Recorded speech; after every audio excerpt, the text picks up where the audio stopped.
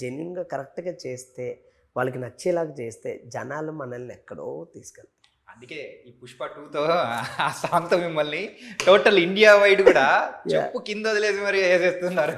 అస్సలు అస్సలు అంటే నాకు చాలా మెమొరబుల్ మూమెంట్స్ అండి అసలు. అంటే ఈవెన్ షూ మూమెంట్ చేసినప్పుడు అవ్వని అండ్ ఫోన్ మూమెంట్ చేసినప్పుడు బన్నీ సార్ ఆ చేస్తూ ఫోన్ ఇలా పట్టుకొని టక్కన అలా పట్టుకొని నీ ఏమనుకున్నాంటే జారిపోయిందేమో అని అనుకున్నాం.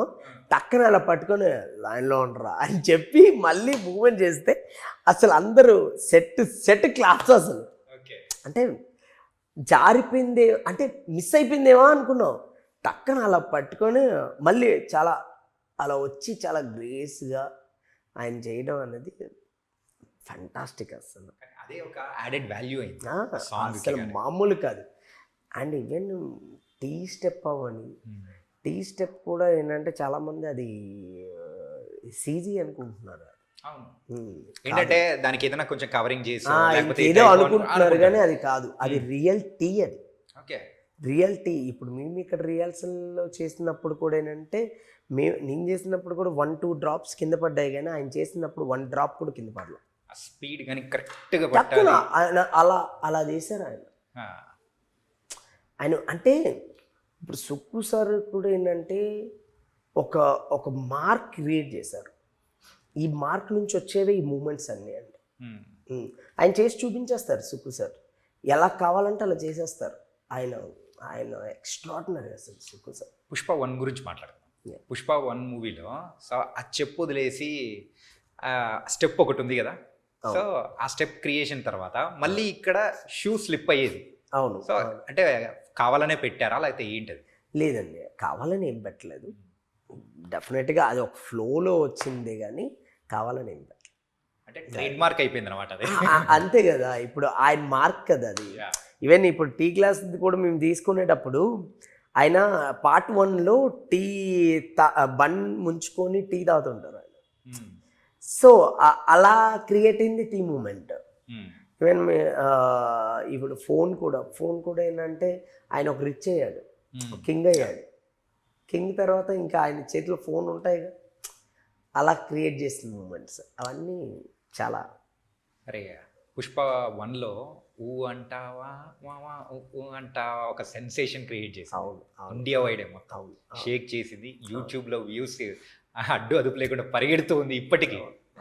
మరి ఆ సాంగ్ చేసేటప్పుడు the memorable moment with Allu Arjun గారు కానీ సమంత గారితో కానీ, అంటే సమంత గారు అండ్ బన్నీ గారు చేసినప్పుడు అదే ఇప్పుడు ఎగ్జాంపుల్ ఈ పైన వేసుకునే మూమెంట్ అవని, లేదంటే అంటే ఎంత యాటిట్యూడ్ చూపిస్తే ఆ మూమెంట్ ఒకటి ఉంటుంది. ఏంటి కచ్చిప్ తీసుకునేది అంటే ఆవిడ దగ్గరికి అలా వచ్చి అలా కచ్చిప్ తీసుకొని మళ్ళీ లాగి ఇద్దరు కలిసి మూమెంట్ అవుతారు.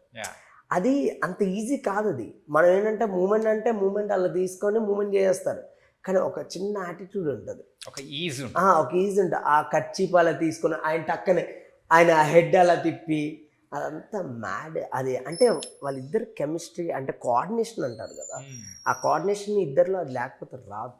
అంటే వాళ్ళు ఎన్ని చేస్తున్నారండి అంతే.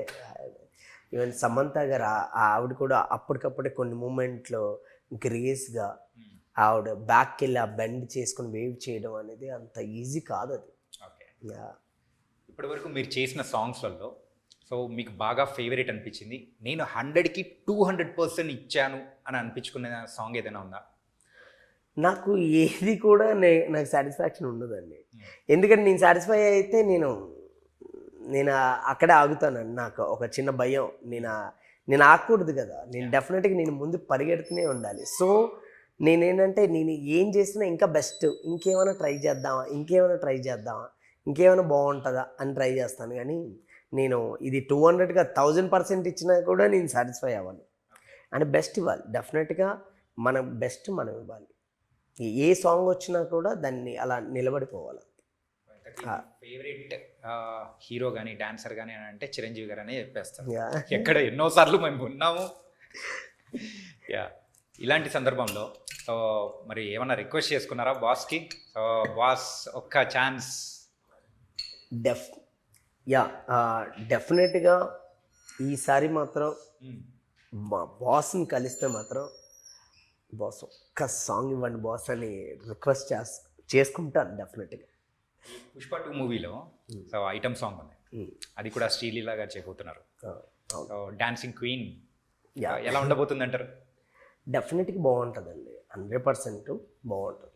1కి మించి 2 ఉండబోతుంది అంటారు. ఆఫ్ కోర్స్ ఇంకా ఇప్పుడు 1కి మించి అన్నీ ఉన్నాయిగా, అలాగే ఇది కూడా ఉంటుంది, 100% ఉంటుంది. ఇంకో హైలైట్ ఏంటంటే పుష్ప 2 అనేటప్పటికి ఆయన లుక్, సో ఆ చీర వేసుకొని వచ్చి ఆ జాతర ఎపిసోడ్ కానీ, ఆ జాతర ఎపిసోడ్లో మీరు ఏమన్నా ఇన్వాల్వ్మెంట్ ఏమన్నా ఉందా? చేసామండి, అందులో ఒక సాంగ్ చేసాం, జాతర సాంగ్ ఒకటి చేసాం. జాతర సాంగ్ అది చేసాం, కూడా ఫుల్ మాసా? అది నెక్స్ట్ లెవెల్లో ఉంటుందండి. అంటే ఎలా అంటే ఒక పూనకాలు వచ్చేస్తాయి, ఒక ట్రాన్స్లోకి వెళ్ళిపోతాం మనం, ఒక తెలియకుండా ఒక ట్రాన్స్లోకి వెళ్ళిపోతాం మనం, అలా ఉంటుంది. అంటే ఎక్స్ట్రాడినరీ పర్ఫార్మెన్స్, ఎక్స్ట్రాడినరీగా క్యాప్చర్ చేసిన సుకుమార్ గారు, అంటే ఆయన ప్లాన్ చేసిన విధానం అవన్నీ వేరే లెవెల్స్. చిన్న చిన్న మైన్యూర్ థింగ్స్, అంటే చిన్న చిన్న డీటెయిల్స్ పట్టుకొని, అంటే అదే దీని తర్వాత బిఫోర్ పుష్ప 1 ఆఫ్టర్ పుష్ప 1 2.0 చూస్తారు ఓకే. సుకుమార్ గారిని. ఊరిచ్చకండి సార్, ఇప్పటికే అయిపోతుంది, మేమైతే ఆకలితో ఉన్న సింహాలు ఎక్కువ ఉన్నాయి, ఎప్పుడెప్పుడు సినిమా చూడాలి అని చెప్పేసి. డెఫినెట్గా మీరు December 5th అయితే ఖచ్చితంగా అందరూ రిపీటెడ్గా మళ్ళీ చూస్తారండి. ఐ హోప్ ఖచ్చితంగా అందరూ మళ్ళీ మీకు అందరికీ అంటే మళ్ళీ చూడాలని ఫీలింగ్ వస్తుంది. ఓకే, కొత్తగా వచ్చే డాన్సర్స్కి కానీ ప్రజెంట్ ఇప్పుడున్న పరిస్థితుల వైజ్ కానీ ఒక డాన్స్ మాస్టర్ అవ్వాలి అని అంటే కొంతమంది సంచోయిస్తున్నారు, రావాలా వద్దా అనే కైండ్ ఆఫ్ థింగ్. సో కొంతమంది అయితే ఇంకా అని చెప్పేసి వస్తున్నారు. దీని మీద మీ ఒపీనియన్ ఏంటంటారు? లేదండి, ఇప్పుడు అందరూ రావచ్చండి. ఇప్పుడు ఇండస్ట్రీలో చాలామంది తెలుగులో అవుతున్నారు, చాలామంది తెలుగులో వస్తున్నారు, అందరికీ ఇక్కడ అవకాశాలు ఉంటాయి.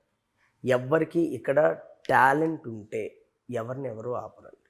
ఓకే, అంతే, టాలెంట్ ఉంటే ఎవరిని ఎవరో ఆపరు. Nice master. అంతే.